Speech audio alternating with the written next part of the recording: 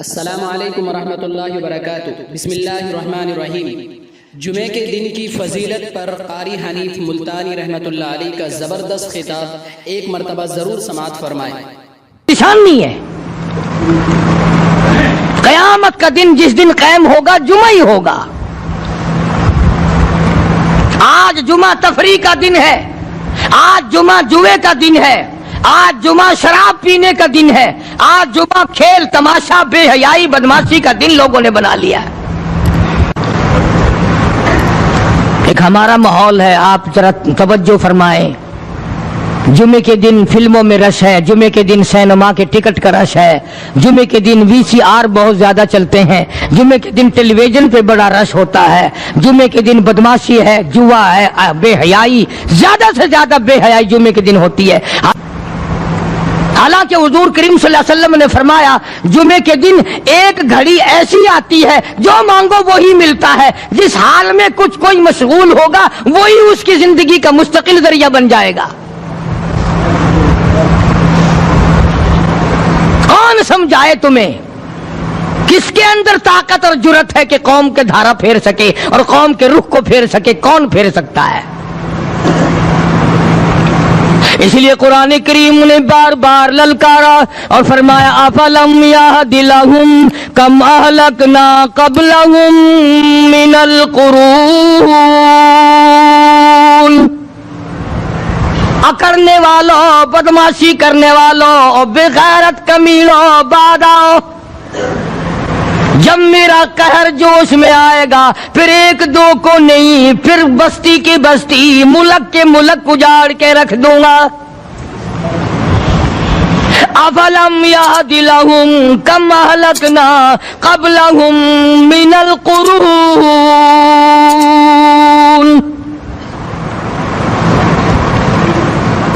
میں نے قرن کے قرن اجاڑ دیے، میں نے روئے زمین کے مالک اجاڑ دیے، میں نے ملکوں کے بادشاہ اجاڑ دیے، میں نے وزیر اعظم اجاڑ دیے، میں نے گورنروں سے بھیک کے ٹکڑے منگوا دیے۔ میں وہ خدا ہوں وَتُعِزُّ مَن تَشَاءُ وَتُذِلُّ مَن تَشَاءُ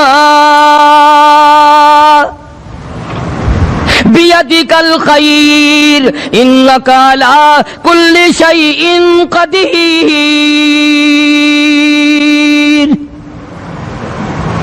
سارا نظام میرے ہاتھ میں ہے۔ تبارک الذی بیدہ الملک، برکتیں میرے پاس ہے، رحمتیں میرے پاس ہے، خیر میرے پاس ہے، بھلائی میرے پاس ہے، سلامتی کے خزانے میرے پاس ہے، امن کے خزانے میرے پاس ہے۔ وہو علی بیدہ الملک، ملک میں راج میرا، وہو علی کل شیء قدیر۔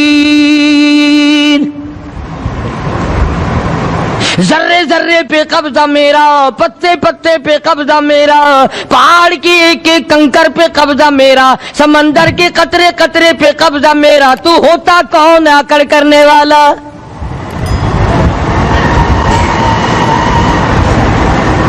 غور نہیں کرتے، سوچتے نہیں ہیں کہ کلام الہی ہمیں کیا بتانا چاہتا ہے۔ جناب عثمان رضی اللہ تعالیٰ عنہ فرماتے ہیں اور لوگوں، میں نے ساری زندگی گزار دی، اسلام کے بعد جس دن سے میں نے کلمہ پڑھا آخری دم تک کوئی جمعہ ایسا نہیں، کوئی جمعہ ایسا نہیں گزرا اللہ کے نام پر میں نے ایک غلام خرید کے آزاد نہ کیا ہو۔ پہلے لوگ بھی جمعے کے دن درود پاک کی کثرت کرتے تھے، خیرات کیا کرتے تھے کہ 8 دن کا کفارہ ہو جائے، اللہ تبارک و تعالی راضی ہو جائے۔ آج کے دن قیامت آئے گی، نہ جانے میرا کیا حال بنے گا، کن لوگوں میں میرا شمار ہوگا۔ مدنی کریم صلی اللہ تعالی علیہ وسلم کا دربار لگا ہوا ہے، مجلس ہے آقا مدنی صلی اللہ علیہ وسلم کی۔ وہ کتنے مقدروں والے جوان تھے جو اپنے محبوب صلی اللہ علیہ وسلم کی مجلس میں بیٹھتے تھے، وہ کتنے خوش بخت اور خوش نصیبے والے لوگ تھے جو اپنے آقا کے سامنے بیٹھتے تھے۔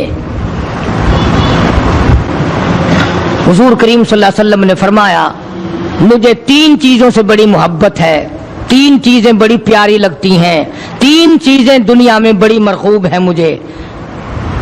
فرمایا ایک، نماز میری آنکھوں کی ٹھنڈک ہے. سرکار کی پسندیدہ بات سنو، فرمایا نماز میری آنکھوں کی ٹھنڈک ہے. جو نماز پڑھتا ہے وہ میری آنکھوں کو ٹھنڈا کرتا ہے، جو نماز نہیں پڑھتا کیا مطلب؟ وہ مجھے رنج دیتا ہے. اور جامع ترمذی میں ایک حدیث موجود ہے، ارشاد ہے حضور کریم سب کہہ دو صلی اللہ علیہ وسلم کا، فرمایا کہ ہر پیر کے دن، ہر جمعرات کے دن ہر امتی کا نامہ اعمال میرے سامنے پیش کیا جاتا ہے. ہر امتی کا اعمال نامہ سرکار کے سامنے کر دیا جاتا ہے. تیرے فلاں امتی کا یہ عمل ہے. ذرا مسجد میں بیٹھے ہو، قبلے کی طرف منہ کیے بیٹھے ہو، لوگوں سوچو تو صحیح ہمارے اعمال نامے دیکھ کر آقا کو کتنا رنج ہوتا ہوگا. ہمارے کردار دیکھ کر، ہماری روح سیاہی کو دیکھ کر آقا کو کتنا رنج پہنچتا ہوگا صلی اللہ علیہ وسلم. ارے ہم نے حضور کی ذات اقدس کو رنج پہنچایا، پریشانی پہنچائی، تکلیف پہنچائی. پرواہ نہیں کرتے نمازوں کی، نوجوان بھی، بوڑھے بھی، حج کر کے بھی نماز پڑھتے لوگ. اور اب تو ویسے بھی دانا بینا لوگ ہیں. تو آپ نے ارشاد فرمایا کہ میری آنکھوں کی ٹھنڈک نماز میں ہے. تین چیزیں مجھے پیاری ہیں پوری دنیا میں، تین چیزیں پسندیدہ ہیں میری. سب سے پہلی فرمایا نماز میری آنکھوں کی ٹھنڈک ہے. قرۃ عینی فی الصلاۃ او کما قال النبی صلی اللہ علیہ وسلم. فرمایا جس آدمی، جس امتی کا یہ دل کرے کہ میں نبی کی آنکھ ٹھنڈی ہو، اسے چاہیے کہ نماز پابندی سے پڑھے. دوسرا فرمایا وفادار عورت مجھے بڑی پسند ہے. حضور کریم صلی اللہ علیہ وسلم نے فرمایا وفادار عورت، ہائے ہائے ہماری ماؤں سے زیادہ وفادار کون ہوں گی. جناب عائشہ صدیقہ رضی اللہ تعالیٰ عنہ فرماتی ہیں کالی کملی والے کے گھر میں 3 مہینے چولہے میں آگ نہیں جلتی تھی.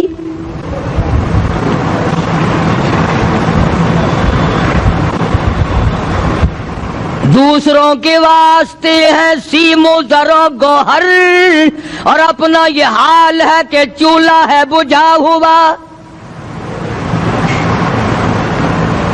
جناب عائشہ صدیقہ رضی اللہ تعالیٰ عنہ فرماتی ہیں ہمیں 24 گھنٹے میں ایک پانی کا پیالہ اور ایک کھجور کا دانہ ملا کرتا تھا.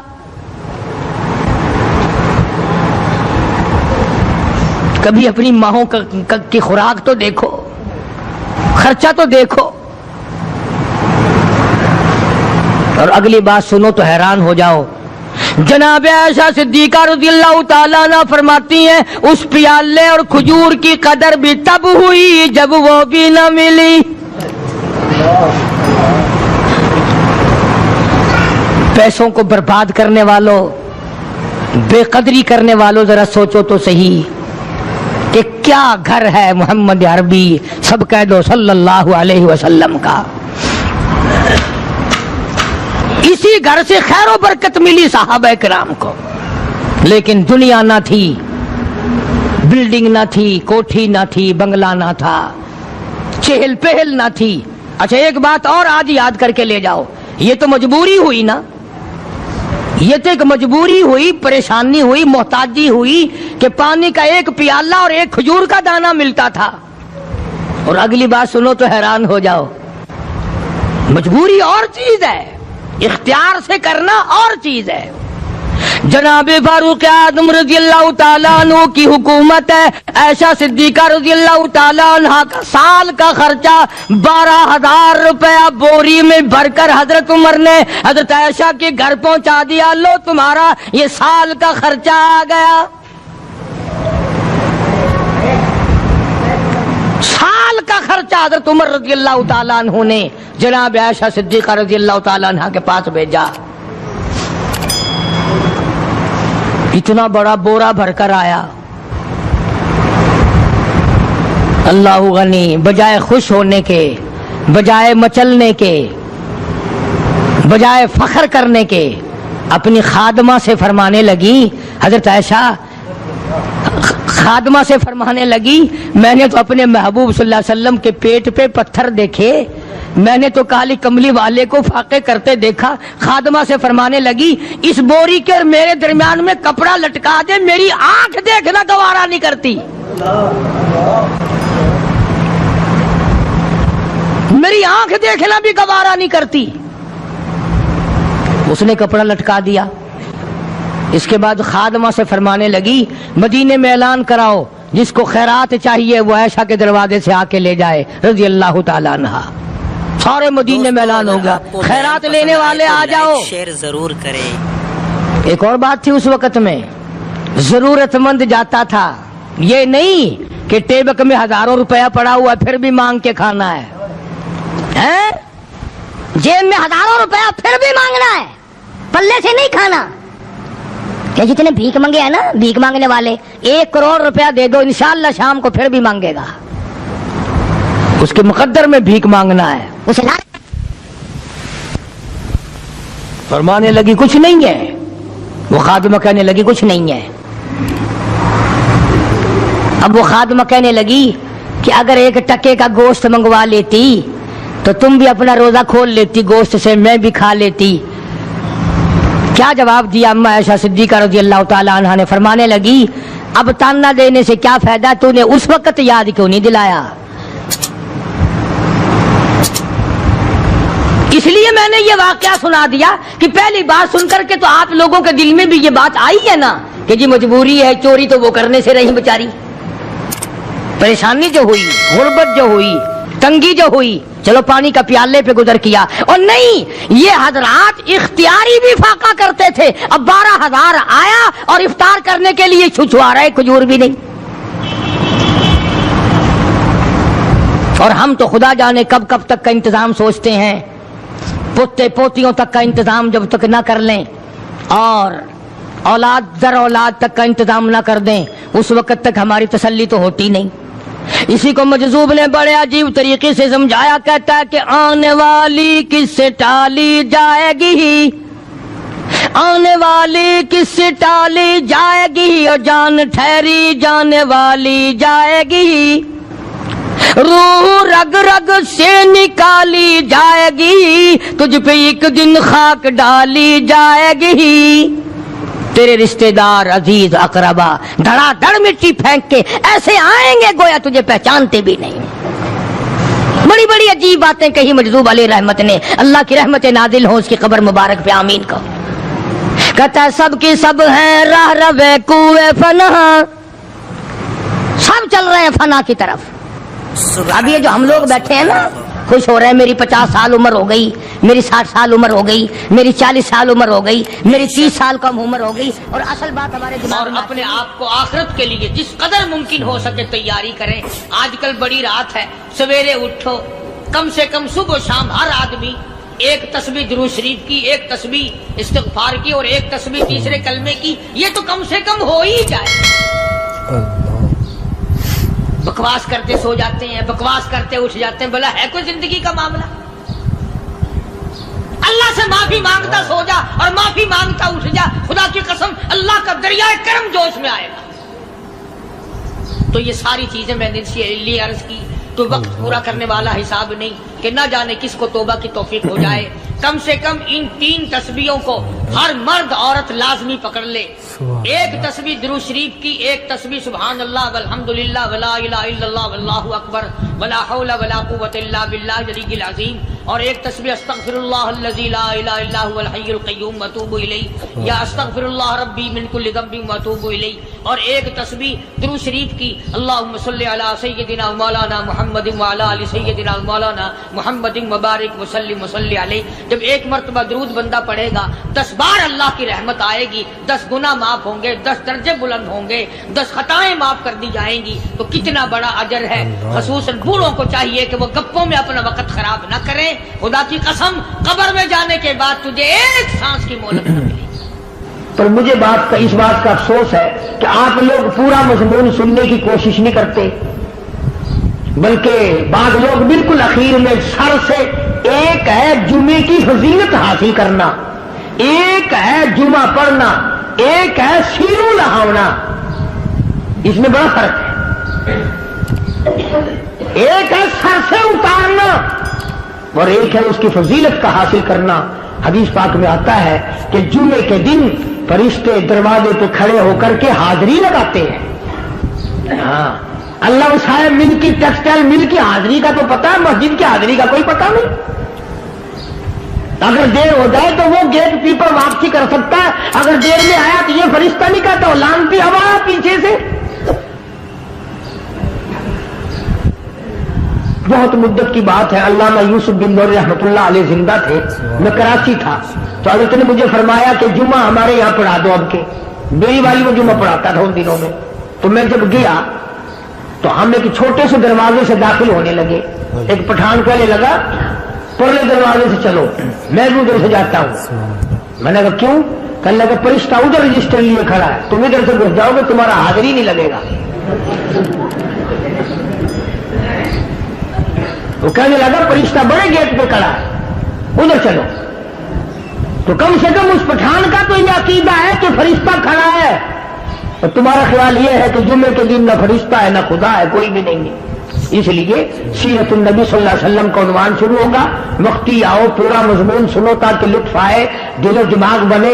اور عقیدہ میں نے تمہیں بتا دیا, لا الہ الا اللہ, خدا کے سوا الہ کوئی نہیں, مشکل کشا کوئی نہیں, پیدا کرنے والا کوئی نہیں, فصل میں, دکان میں, کارخانے میں اس کے سوا برکت دینے والا کوئی نہیں. اور یہ بات بتائی کس نے؟ محمد الرسول اللہ صلی اللہ علیہ وسلم. ہمارے نبی حضرت محمد الرسول اللہ صلی اللہ علیہ وسلم نے ہمیں یہ بات بتائی. خدا کے بعد خدا کوئی نہیں, مصطفیٰ کے بعد نبی کوئی نہیں.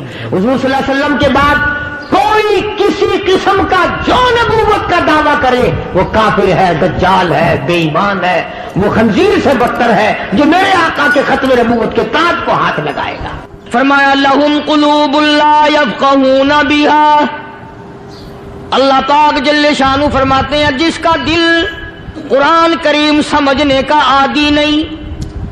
لہم قلوب لا یفقہون بہا, جس کا دل قرآن سمجھنے کے لیے تیار نہیں.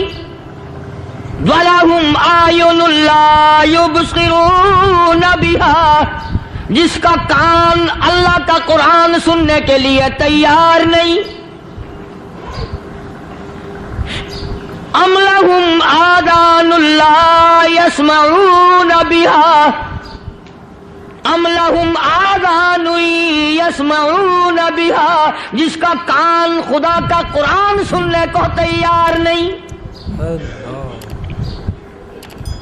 خدائی فیصلہ سنو, اللہ کے قرآن کا فیصلہ سنو, اللہ کے کلام کا فیصلہ سنو.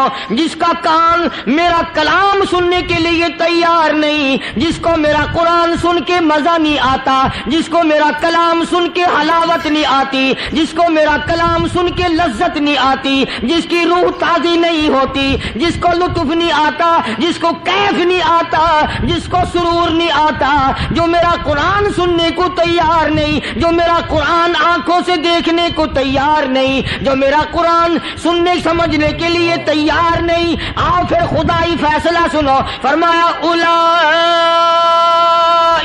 کالانعام,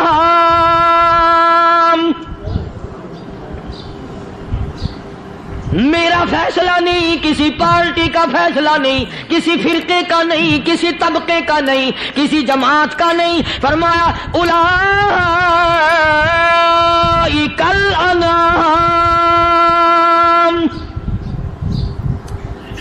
پیدا کرنے والا مالک و خالق کہتا ہے مجھے اپنی کبریائی کی قسم یہ سارے جانور ہیں.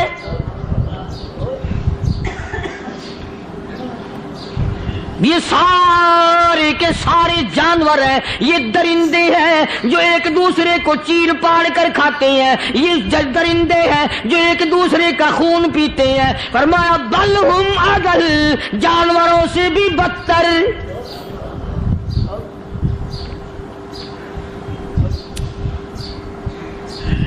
جس کے دل میں قرآن سن کر ترس نہیں, جس دل میں رحم نہیں, اپنے سے کمزور دیکھ کر جس کے دل میں شفقت نہیں, مہربانی کا مادہ نہیں. فرمایا وہ کوئی بندہ ہے, وہ تو جانور ہے. اور خدا غضب میں آ گیا, فرمایا بل ہم اضل, اس سے بھی بدتر. اللہ والے جو ہیں وہ ان خصلتوں کو دور کراتے ہیں اور وہ آدمی کے مزاج اور دل میں سے ایسی چیزیں نکالتے ہیں جو اس کی بربادی کا ذریعہ بنتا ہے. دل کی بیماریوں کا کسی کو فکر نہیں. بخار ہو جائے آپ چڑھ جائے آپ کو پتہ چل جاتا ہے, نزلہ ہو جائے آپ کو پتہ چل جاتا ہے, کھانسی ہو جائے پتہ چل جاتا ہے. دل کی بیماریوں کا کیا پتہ چلے؟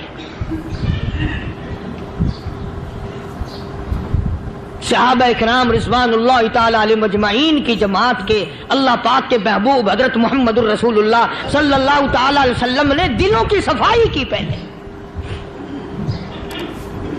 پہلے لوگ جھونپڑیوں میں کچے کوٹھوں میں رہتے تھے, نہ اتنی صفائی تھی نہ اتنی ترقی تھی.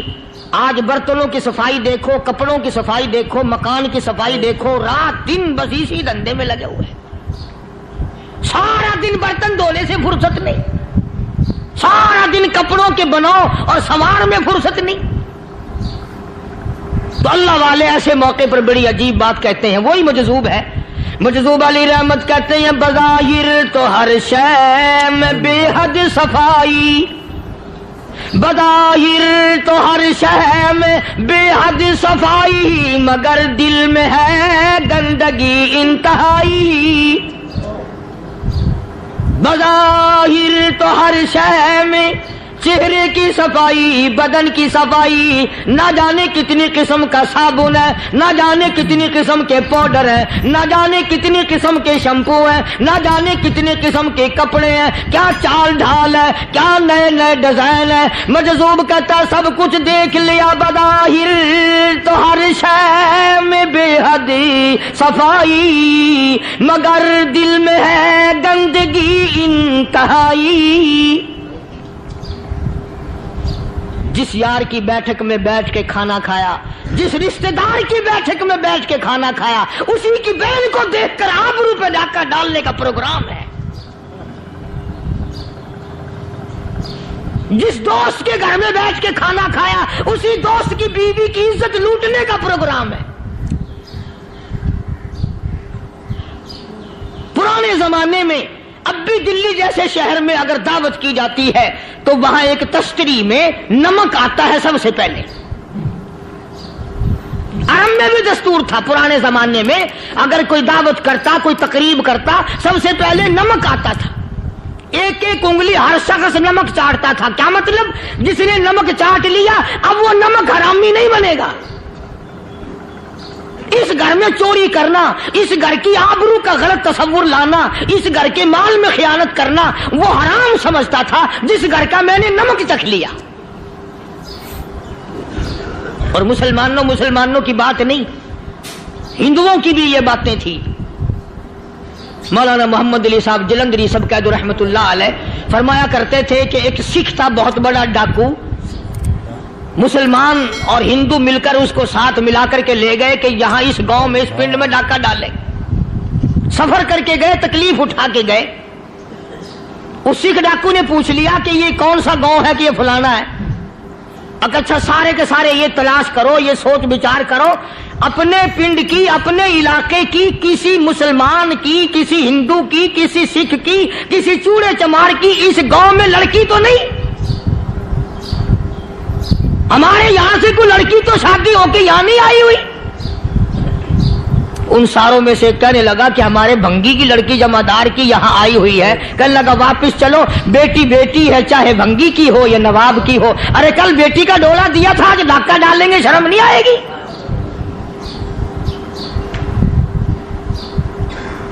آج وہ تصور کہاں چلے گئے اور ہم سب روتے پھرتے ہیں, سکون نہیں, سکون نہیں, اطمینان نہیں. ارے اطمینان آئے گا کیسے؟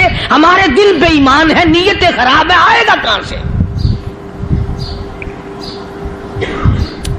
صحابہ کرام رضوان اللہ تعالی علیہ مجمعین کی جماعت نے اس قدر اس بات پہ محنت کی اور کوشش کی کہ غلط لقمہ بھی پیٹ کے اندر نہ چلا جائے.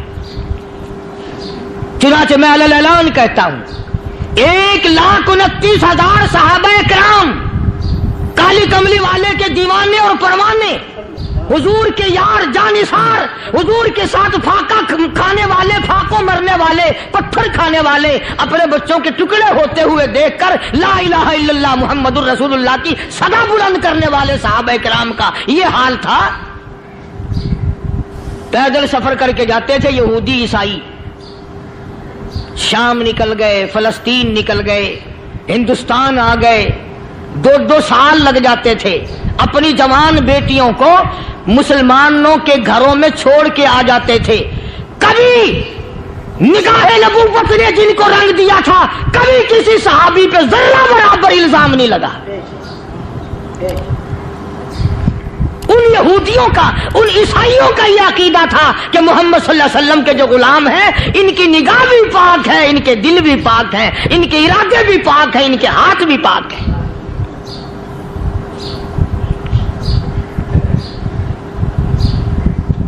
مصر کے گورنر نے، مصر کے جنرل کرنل نے خط لکھا سیدنا فاروق اعظم رضی اللہ تعالی عنہ کی خدمت میں، دور خلافت ہے حضرت فاروق اعظم کا۔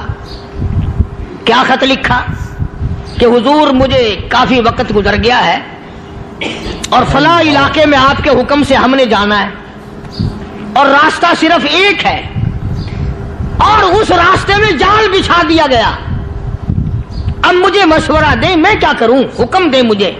جال کیا بچھا دیا گیا کہ ہمیں پتہ چل گیا ہے عیسائیوں نے پروگرام بنایا، سینکڑوں لڑکیاں تلاش کر کر کے بڑی خوبصورت حسینہ اکٹھی کی ہیں، ان کو گانے بجانے کی ٹریننگ دی ہے، ان کو اچھی اچھی آوازوں والی لڑکیاں ڈھونڈ کے لائے ہیں، اور انہوں نے یہ پروگرام بنایا کہ جب مسلمانوں کی فوج اس گلی سے گزرے گی ان کوٹھوں کے اوپر چڑھ کے گانا بجانا کریں گے تاکہ ان کے دل میں بدماشی آئے اور ان کا بیڑا غرق ہو۔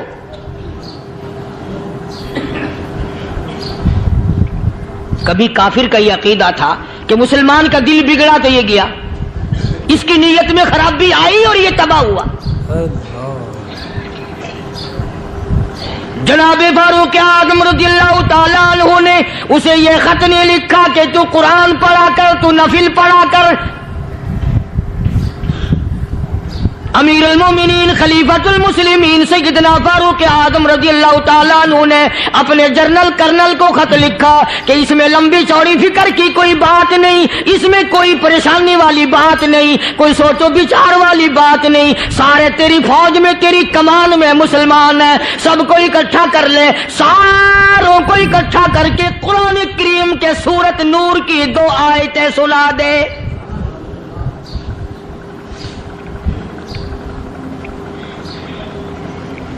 یہ بھی نہیں فرمایا کہ سزا سناؤ، اتنے کوڑے لگیں گے، جو خلاف کرے گا یوں قید ہوگی، یوں کورٹ مارشل کر دیا جائے گا، کچھ نہیں۔ جناب فاروق اعظم رضی اللہ تعالیٰ عنہ کی رائے دیکھو، ان کے خیال میں قرآن کریم میں اتنی بڑی طاقت ہے، اتنی بڑی عظمت ہے، اتنی بڑی کرامت ہے، کلام الہی میں اتنا بڑا شرف ہے۔ اعلان کر دیا، فرمایا اپنے کرنل کو ساری فوج کو، لشکر کو اکٹھا کر کے قرآن کریم کی فلاں فلاں آیت سنا دے۔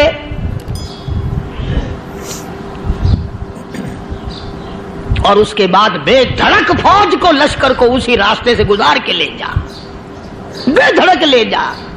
ہائے کبھی قرآن کی 2 آیتوں سے کام بن جاتا تھا، اب سارے قرآن سے میرا تیرا کام نہیں بنتا۔ قصور قرآن کا نہیں ہے، یہ میرا تیرا ہے۔ یہ تو اتنی وفادار کلام ہے، اتنی پاک کلام ہے، خدا کی قسم ہزاروں رجسٹروں کے گتے، ہزاروں چائے کے ڈبے، ہزاروں مٹھائی کے ڈبے، لاکھوں کروڑوں دوائیوں کے ڈبے گندے نالوں پہ، کوڑیوں پہ، روڑیوں پہ پڑے ہیں، اور جس گتے نے قرآن کے ساتھ یاری لگا لی، خدا کی قسم کوئی آدمی بغیر وضو اس گتے کو بھی ہاتھ نہیں لگا سکتا۔ ہزاروں نہیں، لاکھوں کپڑے مارکیٹ میں پڑے، پر جس کپڑے نے قرآن سے یاری لگا لی، جو کپڑا جسدان بن کر قرآن پہ چڑھ گیا، لوگ اس کو بھی چومتے ہیں، اور چومنا چاہیے۔ یارو کپڑے نے قرآن سے یاری لگائی تو کپڑا عظمت والا بن گیا، گتے نے یاری لگا لی تو گتا بن گیا۔ ہزاروں قسم کے کاغذات روزانہ ذلیل ہوتے پھرتے ہیں. جس کاغذ پہ قرآن لکھا گیا وہ عظمت پا گیا, جس سیاہی سے قرآن لکھا گیا وہ سیاہی عظمت والی بن گئی. ارے اگر مسلمان قرآن کو اپنے اندر پیدا کر لے, اس کی عظمت کو بسا لے, اس کو اپنا لاہ عمل بنا لے, اس کو اپنے سر پہ رکھ لے, تو کیا یہ بندہ قرآن کے ساتھ وفاداری کرے تو قرآن کیا خیال ہے قرآن بے وفائی کر دے گا؟ یقین نہیں, یقین اصل بات اعتقاد کی ہے. یقین کا تو یہ عالم بنا ہوا ہے کہ اگر کوئی چوری کا معاملہ ہو جائے اور کسی پر شبہ ہو, اگر اسے کہو کہ قرآن اٹھا دے تو دیر نہیں لگائے گا, اور اگر کہے کہ فلانی خانگاہ کا کنڈا مار دیا کہ یہ کام میں نہیں کرتا. خانگاہ کے کنڈے پہ ایمان ہے, قرآن پہ ایمان نہیں.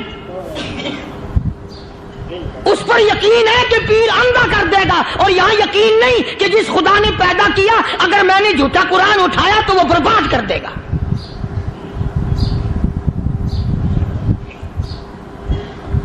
عجیب عجیب لوگ ہیں.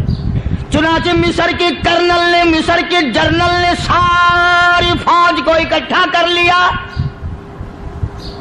اس نے بھی یہ بات تو نہیں کہی کہ فاروق اعظم کو دوبارہ خط لکھتا کہ حضرت یہ تو 2 آیتیں آپ نے لکھی, یہ تو سارا قرآن روز پڑھتے ہیں, پر بنے گا کیا؟ جیسے فاروق اعظم کا یقین تھا, فاروق اعظم کی فوج کے کرنل کا بھی یقین ہے, فاروق اعظم کے فوج کے جنرل کا بھی یقین ہے. اس نے ساری فوج کو اکٹھا کیا, لشکر کو جمع کیا, اور اس کے بعد کہنے لگا قل للمؤمنین یغضوا من ابصارکم ویحفظوا فروجہم ذالک ازکی لہم ان اللہ خبیر بما یصنعون. او لوگوں, خدا تمہیں کہتا ہے اپنی آنکھوں کی حفاظت کرو. اگر تمہاری نظریں غلط جگہ پڑی, اپنی عزت کی حفاظت کرو, اپنی آبرو کی حفاظت کرو. اگر غلط نظریں پڑی, غلط استعمال ہوئی, ان اللہ خبیر بما یصنعون.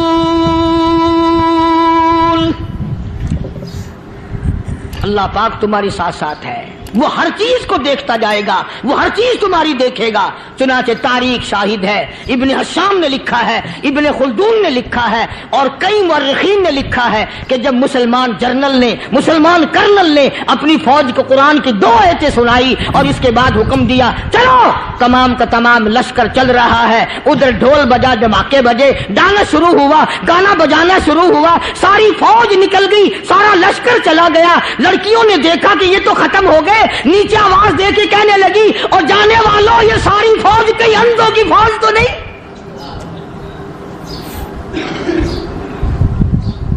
یہ حسن کا نظارہ اور یہ ڈانس اور یہ آواز, ہم ناچ ناچ کے تھک گئی, کوئی سر نہیں اٹھاتا.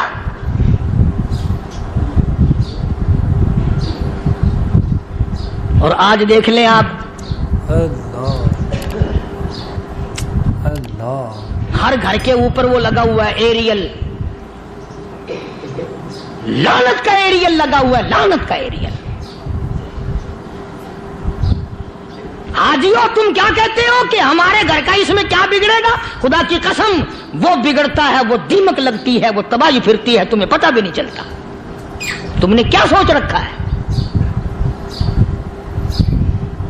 مسلمان کرنل کے حکم پہ ساری فوج نکل گئی.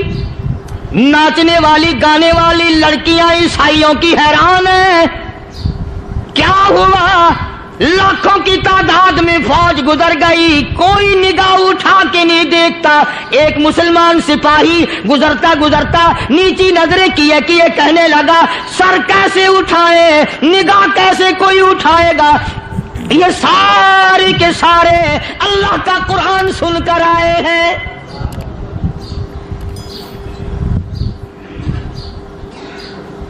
کیسے کوئی نگاہ اٹھائے گا, کیسے کوئی سر کو اٹھائے گا؟ یہ سارے کے سارے اللہ کا قرآن سن کر آئے ہیں. ان کا عمل ہوا نا قرآن پہ, उनके अमल का कितना बड़ा असर पड़ा। मुर्रिखीन ने लिखा, इब्ने हिशाम लिखता है, ईसाई लड़कियों ने छलांगे लगा दी, कोठे से नीचे आ गई, कहने लगी ओ मुसलमानों, वो कुरान हमें भी सुना के जाओ जिसमें इतनी स्पिरिट है, इतनी ताकत है, जो हुस्न के नजारे से रोक दे, जो गाने बजाने से रोक दे। ये तो आदमी के दिल का सुकून है, न गाना सुनते हो न हुस्न का नजारा करते हो। जाते वाले यूं ना जाओ, हमें भी वो कुरान सुना के जाओ।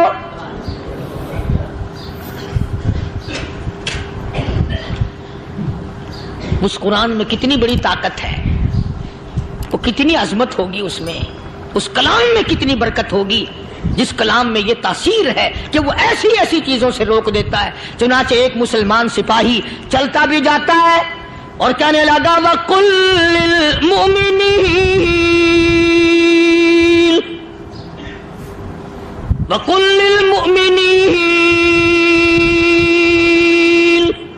कुरान की आयत पढ़ के सुनाई। सैकड़ों नहीं बेशुमार लड़कियां एक मुसलमान की जुबान से अल्लाह का कुरान सुन के कहने लगी, और जाने वालों छोड़ के ना जाओ, हमें भी कलमा पढ़ाओ।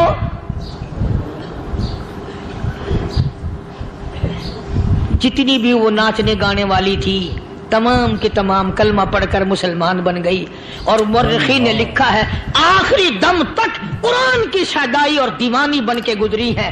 फिर वो लड़कियां जो रात दिन हुस्न जमाल का पैकर बनी रहती थी, उलमा ने लिखा है जब मौत आई, एक एक के बदन में कपड़े लिबास में मौत आई तो 50-50 टाटी लगी हुई थी।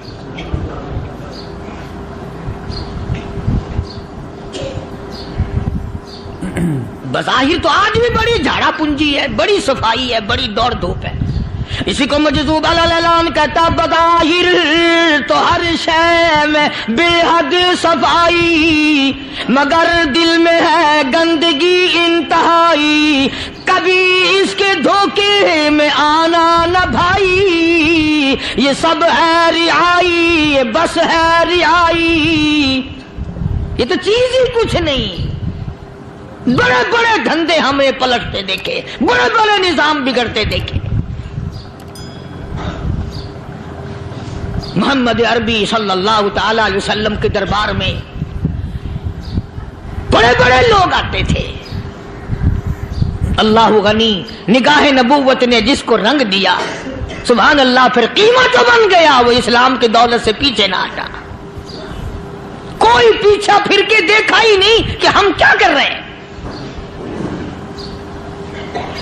एक लज्जत थी, एक कैफ था, एक सुरूर था सहाबा किराम को।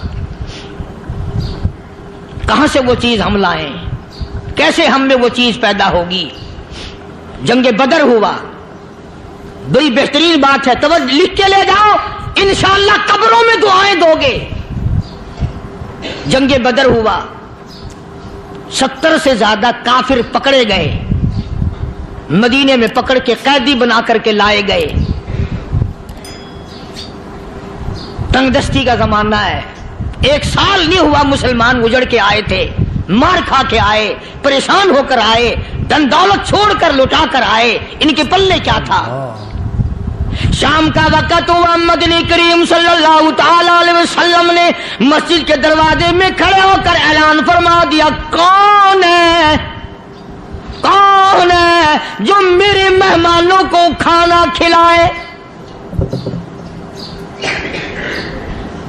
और वो मेहमान कोई शहंशाह नहीं थे, हैं भी काफिर, हैं भी इस्लाम के दुश्मन, आए भी सहाबा किराम को मारने, मैदान जंग से पकड़ के लाए गए, जंगी कैदी हैं। उस नबी की तरफ कभी मुंह किया कर जिस नबी का तू गुलाम है, उम्मती बना फिरता है। फरमाया, कौन है जो मेरे मेहमानों को खाना खिलाए। सहाबा किराम में से किसी ने 2 पकड़ लिए, किसी ने 1 को साथ ले लिया।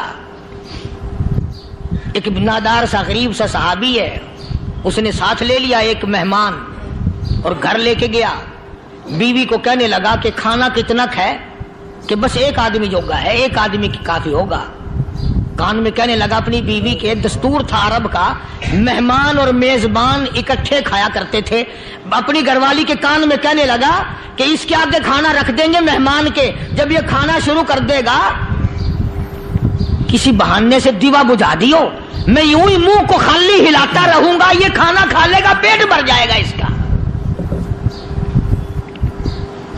چنانچہ کھانا آگے رکھ دیا، جو کچھ بھی تھا اس نے کھانا شروع کیا کہ جی آپ بھی کھائیں، کہ ہاں ہاں میں بھی کھا رہا ہوں۔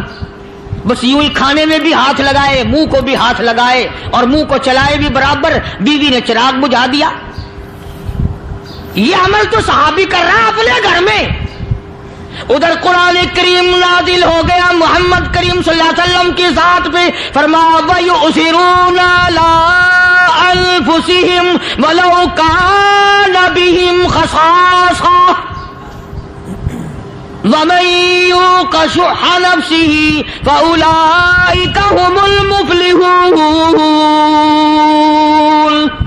اور میرے محبوب مبارک ہو، تیری امت میں ایسے لوگ بھی ہیں جو اپنا منہ خالی ہلا رہا ہے، بیوی بھوکی بیٹھی ہے، چراغ بجھائے بیٹھی ہے اور اپنے ہاتھ کو خالی چلا رہا ہے اور میرے بندے کا پیٹ بھر رہا ہے۔ اور میرے محبوب مجھے اپنی عظمت کی قسم، میں تیری ان دیوانوں پہ جنت واجب کر چکا۔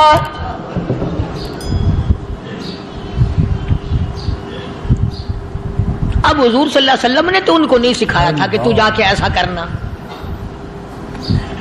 قدرتی مزاج ایسا بنا دیا تھا۔ ایک اور موقع آیا مدینے پاک میں، جنگی قیدی اور جگہ سے اسی طرح سے آئے، ایک صحابی ایک اور آدمی کو، جنگی قیدی کو کافر میں گھر لے گیا۔ بیوی کہنے لگی کہ ایک ہی آدمی کا کھانا ہے بس، انہوں نے کہا اس کو دے دو۔ وہ کافر جنگی قیدی کہنے لگا جی آپ بھی کھائیں، کہنے لگا بھی بات ہے صاف، ایک آدمی کا کھانا ہے، تو کھانا کھا، میں درخت کے پتے چبا لیتا ہوں۔ وہ کہنے لگا میں کھاؤں گا پتے، انہوں نے کہا تو رئیس آدمی ہے مکے کا، میں پرانا غریب ہوں، مجھے پتے چبانے کی عادت ہے، تیرے پیٹ میں درد نہ ہو جائے، میں عادی ہوں پتے چبانے کا۔ اس نے پتے چبا لیے، کافر مسافر اور مہمان جو تھا جنگی قیدی اس کو کھانا کھلا دیا۔ دوسرے دن پھر ایسی نوبت آئی، اس نے کہا آپ بھی میرے ساتھ کھانا کھائیں گے؟ کہ نہیں بھائی تو کھا، میں پتے چبانے کا عادی ہوں۔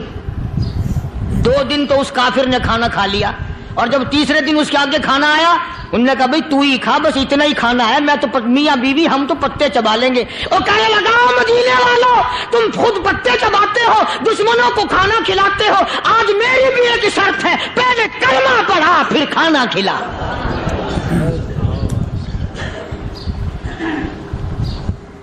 آج میری بھی ایک شرط ہے۔ 2 دن کے عمل نے کفر کو مٹا دیا، اسلام چمک گیا۔ 2 دن کے عمل نے، میرا تیرا 60 سال کا عمل ہے، کبھی کسی کافر کو مسلمان بنایا؟ الٹے ہی کام، ہر غلط، ہر معاملہ الٹا ہی ہے، ہر آدمی بیزار ہوتا ہے، یار دین تو کچھ نہیں، یار اسلام کچھ نہیں، یارو ایمان کچھ نہیں۔ اسی کو قرآن کریم نے للکار کے آواز دے کے فرما دیا لوگوں ایسی گڑبڑ نہ کرو ورنہ میں وہ خدا ہوں فَأَخَذَتْكُمُ الصَّاعِقَةُ وَأَنْتُمْ تَنظُرُونَ۔ جبریل امین نے ایک چیخ ماری، ساری قوم کے جگر پھٹ گئے۔ میں وہ خدا ہوں لا تركضوا وارجعوا إلى ما أترفتم فيه ومساكنكم لعلكم تسألون۔ لوگ مکان چھوڑ کے بھاگتے ہیں، ماحول چھوڑ کر بھاگتے ہیں، معاشرہ چھوڑ کر کے بھاگتے ہیں۔ خدا کہتا آؤ جن مکانوں پہ تمہیں ناز تھا وہ یہ کھڑے بھاگ آ رہے۔ اسی کو قرآن کریم کہتا ہے ان الذین قالوا ربنا اللہ ثم استقاموا وہ آدمی جس نے لا الہ الا اللہ محمد الرسول اللہ صلی اللہ علیہ وسلم پڑھا، اللہ کی توحید کا اقرار کر لیا، او میرے مالک تیرے سوا میرا کوئی مشکل کشا نہیں، حاجت روا نہیں، میرے دل کے بھید کو جاننے والا نہیں، میری بگڑی بنانے والا کوئی نہیں، اجڑوں کو بسانے والا کوئی نہیں، کھیتی کو آباد کرنے والا کوئی نہیں، ایک دانے سے سینکڑوں دانے بنانے والا تیرے سوا کوئی نہیں۔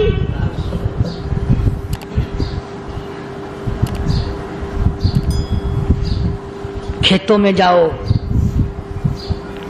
کبھی یہ تو سوچو کہ دنیا میں حکومتوں نے کتنے مل لگا رکھے ہیں، چینی کے، شکر کے کتنے مل ہیں، کتنے ڈیپو ہیں، پھر بھی قلت ہو جاتی ہے۔ اور یہ اللہ میاں نے کتنا میٹھا کیلے میں، سنترے میں، مالٹے میں، انگور میں، سیب میں، کبھی یہ بھی سنا کہ اللہ میاں کا شوگر مل فلاں علاقے میں لگا ہوا ہے؟ کبھی یہ تو دیکھو کہ یہ قدرت کاملہ کے سوا اور کون پیدا کر رہا ہے؟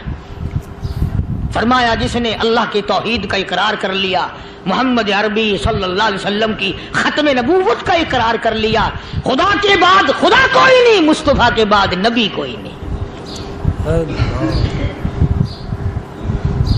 پھر قرآن نے شرط لگائی ثم استقاموا، پھر اس پر جمع رہے، ڈٹا رہے، یوں نہیں کہ کبھی ادھر لڑک گیا کبھی ادھر لڑک گیا۔ لوگ تو بدل جاتے ہیں، لوگوں کا کیا ہے؟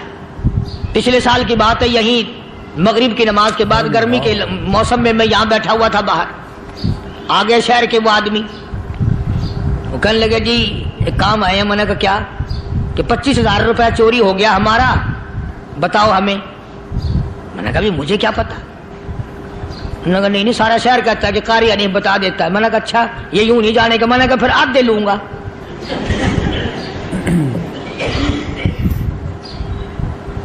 25,000 گم ہوئے ہیں نا، 12.5 میرے، 12.5 تمہارے۔ کہنے ہیں دیکھو نا جی بال بچے، چھوٹے چھوٹے غریب بچے ہیں جن کے وہ پیسے ہیں۔ میں نے کہا اچھا میں بادشاہ لگا ہوا ہوں؟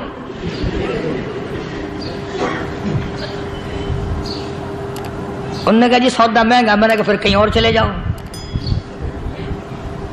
کتنا میں نے سمجھایا، نہیں ماننا کہ اگر ہمیں یوں پتہ چل جائے مولویوں کو، ولیوں کو، تو پھر یہ لاکھوں کروڑوں پولیس والے رکھنے کی ضرورت ہے بھلا؟ اتنی بڑی فوج کا رکھ کر کیا کریں گے ہم؟ اربوں روپیہ فوج کا خرچہ ہے، 2 ولی، ایک ولی کو اس بارڈر پہ بٹھا دیں گے، ایک ولی کو اس بارڈر پہ بٹھا دیں گے، پھر ہم بڑھانا دیں گے اولیاء کرام رجمت۔ ذہنیت ماری گئی، سمجھ نہیں پاتے، دین کے قریب نہیں آتے لوگ، سمجھتے نہیں۔ فرمایا ثم استقاموا تتنزل علیہم الملائکۃ الا تخافوا ولا تحزنوا وابشروا بالجنہ التی کنتم توعدون۔ قرآن کہتا ہے ادھر ولی کی موت آتی ہے، ایسا آدمی جو اپنے کلمے پہ جمع رہے، شرک و بدعت کی لعنت سے بچے، کفر و نفاق سے بچے۔ ادھر موت آتی ہے، ادھر فرشتے کہتے ہیں گھبرانا، غم نہ کر، بہشت کے دروازے تیرے لیے سارے کھلے ہوئے۔ اللہ وَلَكُمْ فِيهَا مَا تَشْتَهِي أَنفُسُكُمْ وَلَكُمْ فِيهَا مَا تَدَّعُونَ۔ فرمایا ہم تمہاری ہر اس تمنا کو پورا کریں گے، ہر اس آرزو کو پورا کریں گے، جو مانگو گے وہی ملے گا، جو کہو گے وہی دیا جائے گا۔ نحن اولیاؤکم فی الحیات الدنیا وفی الآخرہ، ہم دنیا میں بھی تمہارے کارساز ہیں، ہم آخرت میں بھی تمہارے کارساز ہیں، ہم دنیا میں بھی تمہارے دوست ہیں، آخرت میں بھی تمہارے دوست ہیں، اور خدا کے یہاں وہ انعام ملے گا۔ اللہ غنی، رائی کے دانے کے برابر نیکی کی ہوگی، جب پہاڑوں کے برابر ثواب ملے گا تو آدمی حیران ہوگا، یا اللہ تیرے جیسا بینک تو کسی کا بھی نہیں، رائی کا دانہ لے کر پہاڑ واپس کر دیا، مالک نے نجات کا ذریعہ بنا دیا۔ فرمایا نزلا من غفور رحیم، یہ مہمانی ہے پروردگار عالم کی طرف سے۔ قرآن اعلان کر کر کے کہتا وبالاسحار ہم یستغفرون، اللہ پاک فرماتے ہیں میرے بندوں کی نشانی یہ ہے کہ وہ آخری رات میں بڑے ویلے سحری کے وقت اٹھ کر استغفار کرتے ہیں، اللہ کے حضور میں معافی مانگتے ہیں، روتے ہیں، عاجزی کرتے ہیں۔ کہتا کہ ایک تڑپ سی دل میں امنگتی ہے، ایک درد جگر میں ہوتا ہے، ایک تڑپ سی دل میں امنگتی ہے، ایک درد جگر میں ہوتا ہے، ہم رات کو رویا کرتے ہیں جب سارا عالم سوتا ہے۔ سب لوگ سوئے ہوئے ہوں اور اللہ کا دروازہ کھٹکھٹا، اندھیرے میں مالک کائنات کے سامنے جھولی پھیلا، اپنی بگڑی کا سوال کر، اپنی مشکلات اس مالک کے سامنے پیش کر جو سارے جہان کا خالق و مالک ہے۔ عقیدہ بھی بناؤ، اعمال بھی بدلو، مزاج بدلو، طبیعتوں میں انقلاب لاؤ، اور لوگوں ان گھروں کو مسلمانوں والے گھر بناؤ۔ تم برا مان کے جاؤ یا بھلا مان کے جاؤ، میں اپنے عقیدے کی بات کو چھپاتا نہیں۔ جس گھر میں کوئی مرد عورت قرآن کے کھولنے والا نہیں، میں اس گھر کو مسلمان کا گھر نہیں کہتا، وہ چوڑے اور کراڑ اور سکھ کا گھر ہے۔ تمہیں یہ سکھایا کس نے ہے کہ مرنے کے بعد قرآن پڑھا جاتا ہے اور ساری زندگی میں نہیں پڑھا جاتا؟ یہ قرآن مردوں کے لیے تھوڑی آیا، یہ زندوں کے لیے آیا ہے۔ حدیث پاک میں آتا ہے حضور کریم سب کہہ دو صلی اللہ علیہ وسلم نے فرمایا عیسیٰ علیہ السلام ایک قبرستان سے گزرے، گورستان سے گزرے تو ایک قبر کو دیکھا، وہ نبی ایسا تھا، اس کے معجزات ایسے تھے۔ قبر میں دیکھا تو ایک بڑھیا جل رہی ہے، سڑ رہی ہے، تباہ ہو رہی ہے، رو رہی ہے۔ تو عیسیٰ علیہ السلام پناہ کر کے وہاں سے گزر گئے۔ چند دنوں کے بعد جو اسی قبر کے پاس سے گزرے تو عیسیٰ علیہ السلام کو دھیان آیا کہ اس قبر میں ایک بڑھیا بڑی عذاب بھگت رہی تھی، مگر اس دن جو دیکھا وہ تو عیش میں بیٹھی ہے، تخت میں بیٹھی آرام کر رہی ہے۔ سیدنا عیسیٰ علیہ السلام نے اللہ پاک سے سوال کر دیا، الہی مرنے کے بعد تو آدمی کوئی نیکی بھی نہیں کر سکتا، اس نے کیا کر لیا جو اس کا سارا نظام بدل گیا؟ آواز آئی اے عیسیٰ لکھ کے لے جاؤ یہ بات، حضور کا فرمان ہے۔ فرمایا اے عیسیٰ، اس مائی کے چھوٹے سے پوتے نے استاد کے پاس جا کر کے پڑھا بسم اللہ الرحمن الرحیم، اس ننھے سے منہ سے، چھوٹے سے منہ سے جب یہ لفظ نکلا اے اللہ تو بڑا مہربان ہے، تو بڑا کریم ہے۔ عیسیٰ چھوٹے سے منہ سے جب نکلا، وہ تو معصوم تھا، اس کے منہ سے جب نکلا نا کہ میں بڑا مہربان ہوں، میں نے اس معصوم بچے کے صدقے میں اس کی دادی پہ کرم کر دیا۔ اس کے نام میں بڑی برکتیں ہیں، اس اللہ کا نام لینے میں بڑی برکتیں ہیں۔ گڑ میں مٹھاس ہے، اللہ کے نام میں مٹھاس نہیں۔ ٹافیوں میں مٹھاس ہے، اللہ کے نام میں مٹھاس نہیں۔ تم نے چکھ کے نہیں دیکھا، اگر تم چکھ لو خدا کی قسم دنیا کی کوئی چیز اچھی نہ لگے اللہ کے نام کے مقابلے میں۔ اللہ پاک مجھے اور آپ سب کو اپنا نام لینے کی توفیق عطا فرمائے، اپنے قرآن کی تلاوت کرنے کی توفیق عطا فرمائے، اور اپنا ذکر اور اپنا فکر اور اپنے شکر کی توفیق عطا فرمائے، اور اللہ پاک ہم سب کو یہ ہمت دے کہ مرتے دم تک ہم قرآن سے یاری کریں، قرآن سے وفاداری کریں۔ وآخر دعوانا ان الحمدللہ رب العالمین۔